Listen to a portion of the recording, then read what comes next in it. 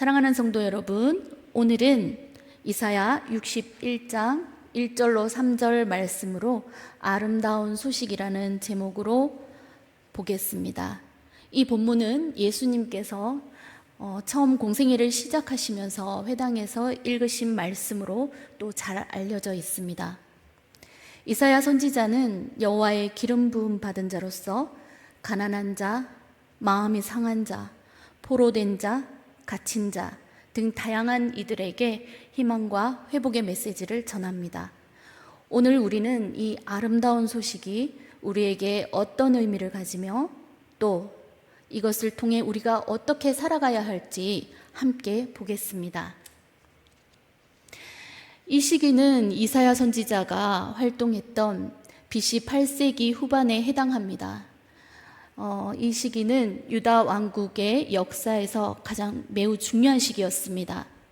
정치적으로, 종교적으로 변화가 많았고 또 이사야는 우시야 왕, 요담, 아하스, 히스기야 왕들이 통치하던 기간에 4대를 걸쳐 50년 동안 예언을 하였습니다. 이사야가 활동했던 이 시기는 아수르 제국이 급속히 강성해졌습니다. 아수르는 주변 국가들을 침략하고 정복하며 세력을 점점 넓혀가기 시작했습니다. 이로 인해 유다 왕국은 큰 압박을 받았습니다. 아하스 왕과 히스기야 왕 때에는 아수르가 세력이 강력해져서 절정에 다다랐습니다. 그렇지만 유다는 종교적 타락과 국가적 독립성이 상실되면서 결국 북이스라엘이 먼저 아수르에게 멸망하게 되면서 유다 왕국은 큰 충격을 받게 됩니다. 남은 남유다 왕국도 아수르의 영향력 아래에 놓게 됩니다. 이 시기에 이사야가 예언과 경고를 하게 됩니다. 이사야는 유다 백성의 우상 숭배와 종교적 타락을 강하게 비판했습니다. 이 시기에 많은 이스라엘 백성들이 하나님을 떠나 다른 신을 섬기며 또한 윤리적으로 타락했습니다. 이사야는 이러한 상황에서 하나님의 심판과 회개를 촉구하며 하나님의 은혜와 구원을 선포했습니다. 히스기야 왕 때 종교개혁이 일어났습니다. 히스기야는 우상들을 제거했고 성전을 정결하게 하며 하나님께 다시 돌아가자라는 운동을 펼쳤습니다. 이사야의 예언이 이러한 종교개혁의 중심에 있었습니다.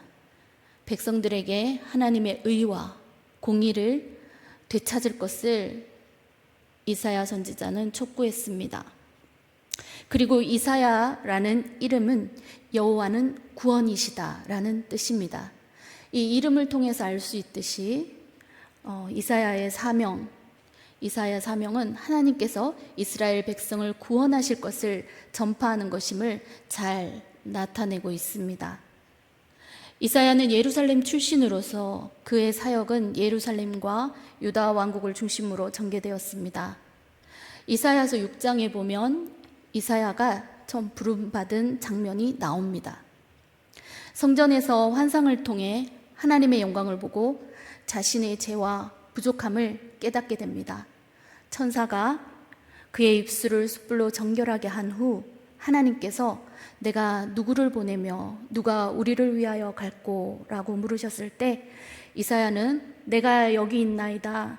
나를 보내소서 라고 응답하며 선지자로서의 사명을 받아들이게 됩니다.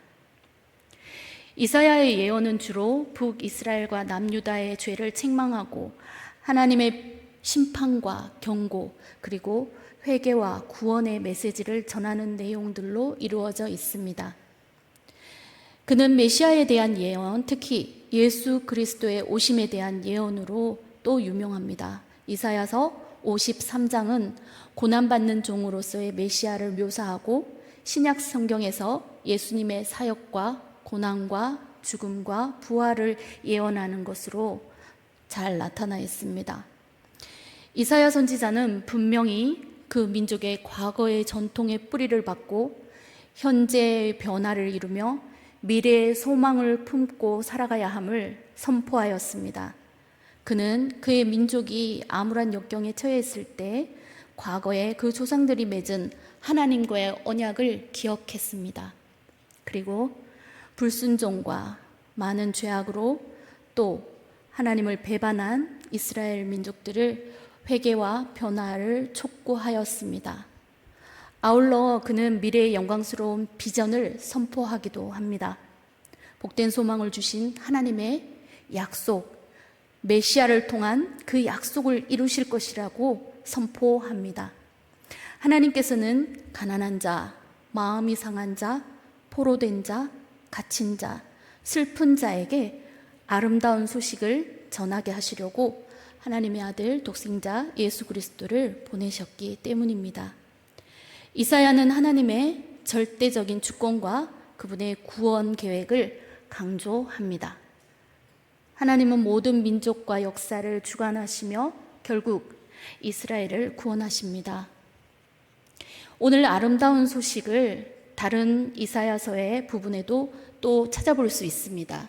이사야서 40장 9절에 아름다운 소식을 시온에 전하는 자여 너는 높은 산에 오르라.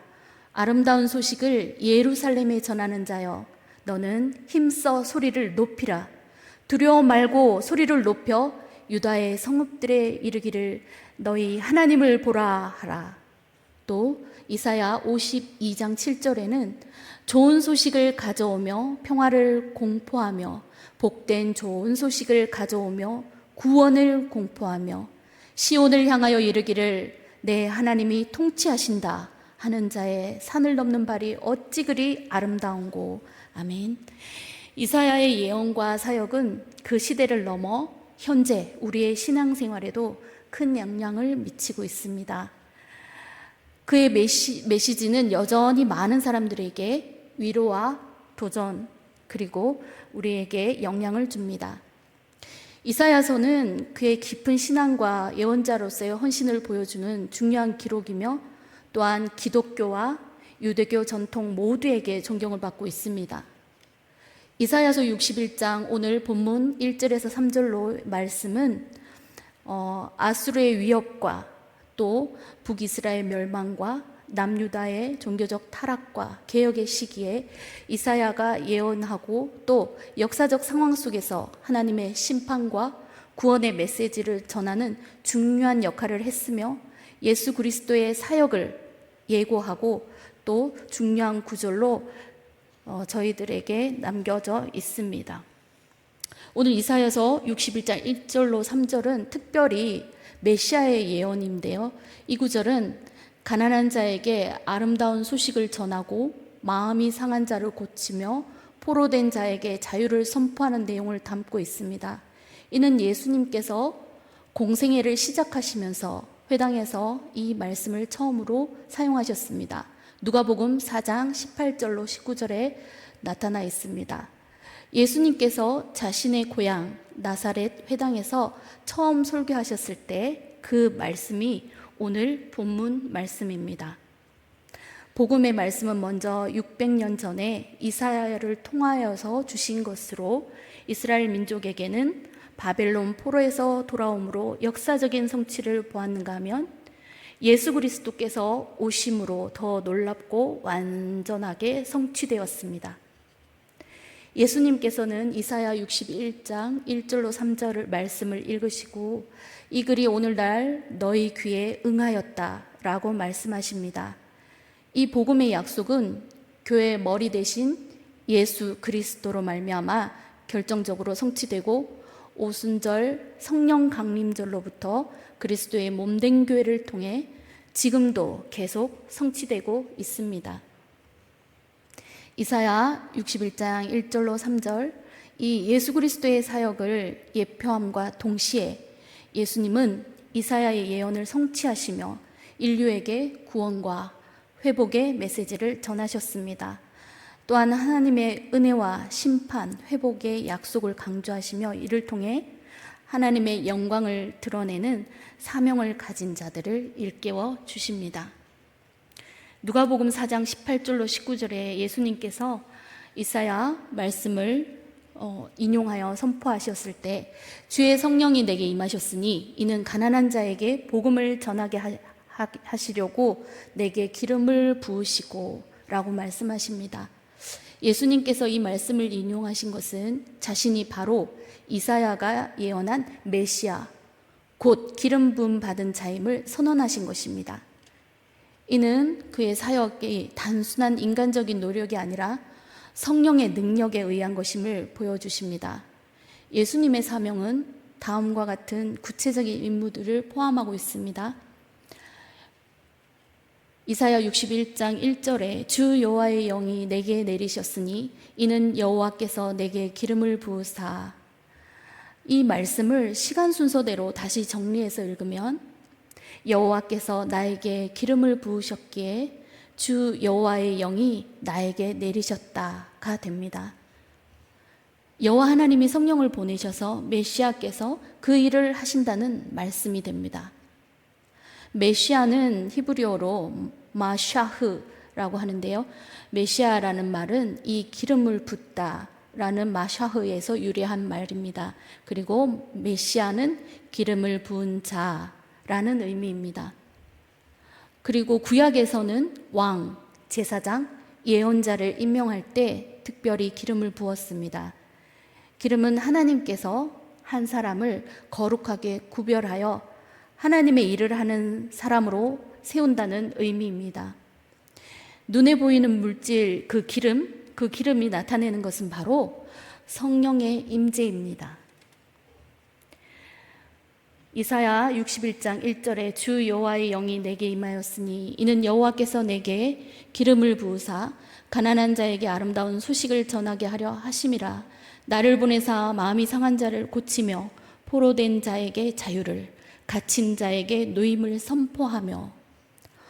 오늘 여호와의 영이 임하여 기름 부음 받은 자의 사명이 정확히 제시되어 있습니다. 이는 단순한 종교적 행위나 상징이 아닙니다. 하나님께서 특별한 목적과 사명을 주신 것을 의미합니다. 여기서 우리는 예수 그리스도의 사명과 그의 공생애에서 이 말씀이 어떻게 성취되었는지 다시 한번 보겠습니다. 기름 부음은 성경에서 중요한 상징적인 의미를 지닙니다. 하나님께서 선택한 사람, 성령을 부어주어 특정한 사명이나 역할을 감당할 수 있도록 능력과 권위를 주신다는 의미입니다. 그들이 하나님의 특별한 부르심과 임무를 수행하도록 세워졌음을 나타냅니다. 구약에서 사무엘이 다윗에게 기름을 부어 이스라엘 왕으로 세운 사건, 하나님의 선택과 인정을 의미합니다. 다윗이 단순히 인간적인 능력이라 지혜로 하는 것이 아니라 하나님의 영에 의해 인도되고 왕이 되어서 사명을 감당하게 됨을 상징하는 말씀입니다. 가난한 자에게 아름다운 소식을 전하게 하려 하심이라. 예수님의 메시아로서 선포하는 아름다운 소식, 그것은 가난한 자를 대상으로 하신다고 말씀하고 있습니다. 여기에서 가난한 자, 곧 심령이 가난한 자를 우리는 알 수 있습니다. 예수님은 산상수훈에서 팔복의 그 첫 번째로 마태복음 5장 3절에 심령이 가난한 자는 복이 있나니 천국이 그들의 것이미요 라고 말씀하십니다. 심령이 가난한 자, 그들을 부르셔서 하나님 나라 백성으로 삼으신다는 말씀입니다. 저와 여러분 모두의 마음이 가난하여져서 하나님의 은혜가 없이는 살 수 없는 존재임을 늘 깨닫고 주님만 의지하며 살아가기를 소망합니다. 주님의 은혜가 우리에게 아름다운 소식이고 복음이 될 줄로 믿습니다. 나를 보내사 마음이 상한 자를 고치시며. 예수님의 사역은 마음이 상한 자를 싸매시는 것입니다. 세상에서는 하나님의 정의, 하나님의 사랑, 그것보다는 세상의 악함이 더욱더 보여집니다. 그것을 보고 마음이 상하고 또한 하나님의 통치를 간절히 바라는 이들에게 오늘 주님 오셔서 우리의 찢어진 마음을 다시 싸매주시는 것입니다. 마치 흉부외과 노련한 의사가 심장이 상한 환자를 심장에 막힌 곳을 뚫고 새로운 혈관을 만들어 다시 봉합하듯이 예수님은 저와 여러분 모두의 마음, 그 상한 마음을 특별히 고쳐주신다고 말씀하십니다. 온 세상이 불평등과 테러와 전쟁으로 몸살을 하고 있지만 오늘 우리 주님은 마음이 상한 자의 그 마음을 싸매어 주시는 줄로 믿습니다. 포로된 자에게 자유를 선포하신다고 말씀합니다. 이스라엘은 포로로 잡혀가 70년이나 바벨론의 포로로 잡혀가서 해방을 맞이하게 됩니다. 마치 우리나라가 일본에게 36년 동안 또 종살이 하다가 1945년 해방을 맞이하는 것처럼 유다도 페르시아 고레스 왕 때 해방을 맞이하게 되었습니다. 온 세상의 죄로 인하여 사망과 또 심판과 사탄에게 포로가 된 자들에게 자유를 선포하시는 분이 바로 예수 그리스도 우리 주님이십니다. 우리의 모든 죄값을 당신의 생명으로 십자가에 죽으시고 부활하셔서 모든 것을 죄값을 지불하시고 우리에게 자유를 주셨습니다. 누구든지 그 이름을 가난한 마음으로 상한 마음으로 듣고 주님께 나오는 그 사람이 죄에서 해방되는 하나님 나라 백성이 되는 것입니다. 오늘 이사야 61장 2절에서는 여호와의 은혜의 해와 우리 하나님의 보복의 날을 선포하여 모든 슬픈 자를 위로하되, 은혜의 해 바로 구약에 나오는 희년을 의미합니다. 여호와의 은혜의 해는 하나님께서 특별히 백성들에게 은혜를 베푸시는 시기를 의미합니다. 매 50년마다 모든 빚이 탕감되고 노예가 해방되고 잃었던 땅이 원래 주인에게 돌아가는 해, 하나님의 큰 자비와 회복이 있는 은혜의 해입니다.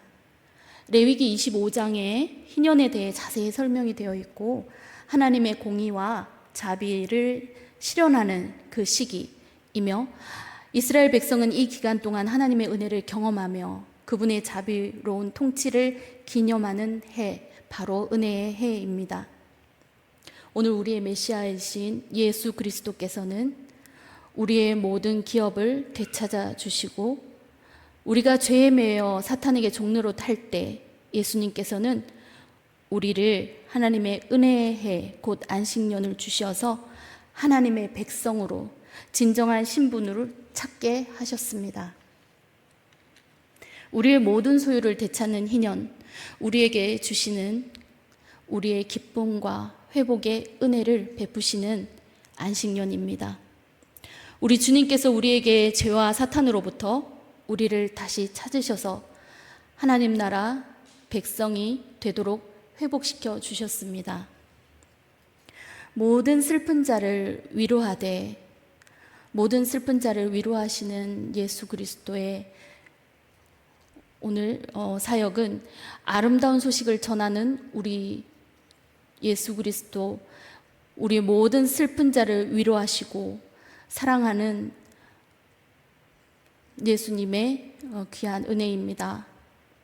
사랑하는 성도 여러분, 때로는 우리도 힘들고 슬플 때가 있습니다. 또 때로는 눈물을 꾹꾹 참아야 할 때도 있습니다. 예수님께서 위로하신다고 하십니다. 예수님은 우리의 모든 슬픔을 친히 체험하셨고 우리의 모든 슬픔을 이미 알고 계십니다. 그런 예수님이 우리를 위로하시고 또 우리를 눈물을 닦아주신다고 하십니다. 하나님께서 주시는 위로는 단순한 감정의 변화가 아닙니다. 삶의 근본적인 변화를 의미합니다. 이사야는 슬픈 자들에게 위로를 주시며 슬픔을 기쁨으로, 죄를 아름다움으로, 근심을 찬송으로 바꾸시는 하나님의 능력을 선포하고 있습니다. 하나님께서 우리의 삶의 모든 부분을 새롭게 하시고 회복시키시는 그 능력을 나타냅니다. 구약에서는 욥이 큰 고난과 슬픔을 경험했습니다. 그러나 하나님께서는 그의 모든 것을 회복시켜 주시고 갑절로 축복해 주셨습니다. 이는 하나님께서 우리의 슬픔을 기쁨으로, 우리의 죄를 아름다움으로 바꾸시는 예를 보여주는 것입니다. 우리도 하나님께서 주신 은혜와 위로를 경험하고 또 다른 사람들에게 나누어 주어야 합니다. 우리의 말과 행동을 통해 나타나야 합니다. 이제 이사야 61장 3절은 무릇 시온에서 슬퍼하는 자에게 화관을 주어 그 죄를 대신하며 기쁨의 기름으로 그 슬픔을 대신하며 찬송의 옷으로 그 근심을 대신하시고 그들이 의의 나무 곧 여호와께서 심으신 그 영광을 나타낼 자라 일컬음을 받게 하려 하심이라 라고 말씀합니다. 슬프는 자에게 화관을 주어 죄를 대신하게 하시는 것, 시온의 한가운데서도 슬픔을 당한 이들이 있습니다. 죄를 뒤집어 쓰고 그 슬픔을 온몸으로 감내하는 이들이 있습니다. 그들은 그들의 그 죄 대신 화관을 씌워주신다고 말씀하십니다. 슬퍼할 때, 제 가운데 뒹굴며 가슴을 칠 때 우리 주님은 우리를 일으켜 세우시고 우리 머리에 아름다운 관을 씌워주시는 분이심을 믿으십니까? 예수님은 기쁨의 기름으로 그 슬픔을 대신하며 라고 말씀하십니다. 슬픔은 우리를 초라하게 하고 지치게 하고 또 자존감을 잃게 합니다. 그때 우리 주님께서 기쁨의 기름을 부어주시고 또 윤택해지게 윤기를 내게 광택을 내게 해주신다고 합니다. 또한 기쁨을 되찾도록 또 해주신다고 합니다. 이 기름은 성령님을 말씀합니다. 우리는 주님으로 인하여 내 안에 내 밖에 성령으로 충만하여 빛이 나고 광택이 나며 하나님의 영광을 드러내는 하나님의 자녀가 되어야 합니다. 찬송의 옷으로 그 근심을 대신하고 라고 또 말씀하십니다. 찬송의 옷으로 그 근심을 대신하는 것은 마음이 가난하고 마음이 상하고 포로가 되고 재수가 되고 종이 되고 마음이 슬프고 때로는 근심하며 좌절하며 허상에 사로잡혀 근심하기도 하며 낭망하기도 합니다. 그런 우리의 삶 속에 우리가 나락으로 떨어질 때 그때 예수 그리스도께서는 우리를 회복시켜서 다시 주님께 찬송으로 나아갈 수 있도록 해주신다고 말씀합니다.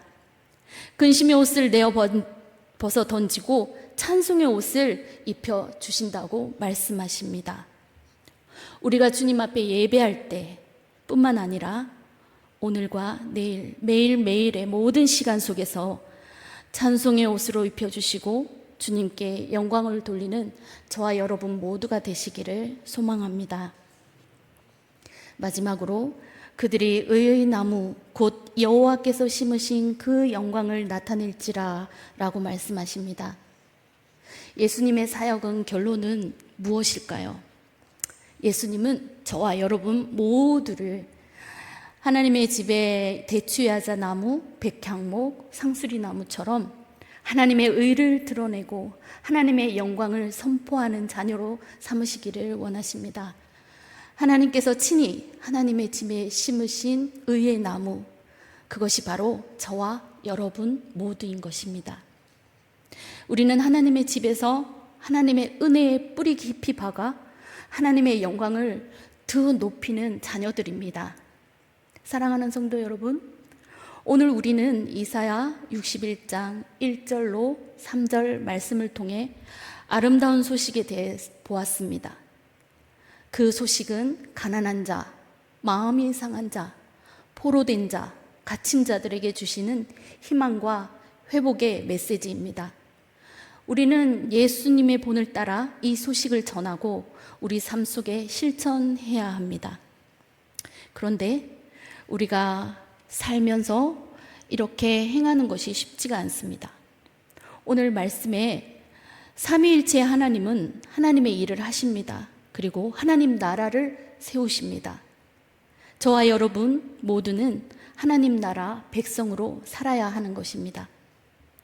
하나님의 나라에 심긴 나무로 표현되기도 하고 또 푸른 초정과 맑은 시냇 물가에 인도되는 양떼로도 표현되기도 하고 복음을 전하고 이방 세상을 향해 복음을 전하는 왕 같은 제사장, 그리고 하나님의 귀한 백성이라고 말씀하고 있습니다. 이 놀랍고 아름다운 복음, 아름다운 소식을 전해야 하는데, 우리는 주의 성령이 내게 임하셨으니 라고 시작된 말씀을 보았습니다. 주의 성령이 600년 전 이사야 심령에 임하셨을 뿐만 아니라 하나님의 아들 예수 그리스도께서도 충만히 성령이 임하셨고, 또 성령의 기름 부음을 통해서 사역을 하신 것을 보았습니다. 이제 성령의 기름 부음으로 하나님께서 사람을 거룩히 구별하여 하나님께 헌신케 하시고, 아론과 그 아들들에게 기름을 발라 또 백성들의 제사장으로 삼으시고, 다윗에게도 기름을 부어 왕으로 구별하시고, 엘리사에게도 기름을 부어 선지자로 세우신 것처럼 오늘날 예수님을 믿는 모든 사람들에게 성령의 기름 부음으로 말미암아 그들을 세상으로부터 분리하고 하나님의 택하신 족속이요 왕 같은 제사장이요 거룩한 나라요 그의 소유된 백성이 되게 하십니다. 성령 충만했을 때 우리 모두는 그리스도의 거침없는 증인으로 살아갈 수 있습니다. 사도 바울이 그랬습니다. 고린도전서 2장에 보면, 형제들아 내가 너희에게 나아가 하나님의 증거를 전할 때 말과 지혜의 아름다운 것으로 아니하였나니 내가 너희 중에 예수 그리스도와 그 십자가에 못 박히신 것 외에는 아무것도 알지 못하기로 작정하였음이라. 내가 너희 가운데 거할 때 약하고 두려워하고 심히 떨었노라.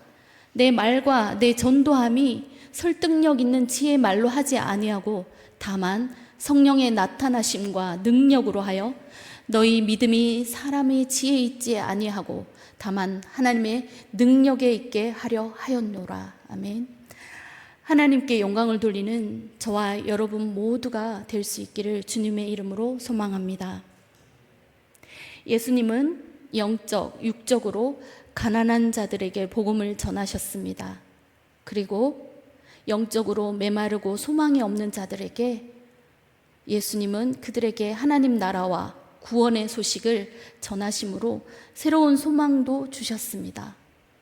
또한 예수님은 병든 자를 고치시고 죄와 고통으로 인해 마음이 상한 자들을 치유해 주셨습니다. 신체적인 치유를 넘어서 영혼의 회복과 평안을 주셨습니다. 예수님은 우리의 상처와 아픔을 치유하시는 분이십니다.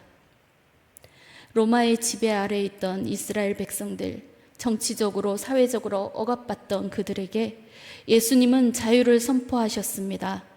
정치적인 해방을 넘어 죄와 사망으로부터 해방을 의미합니다.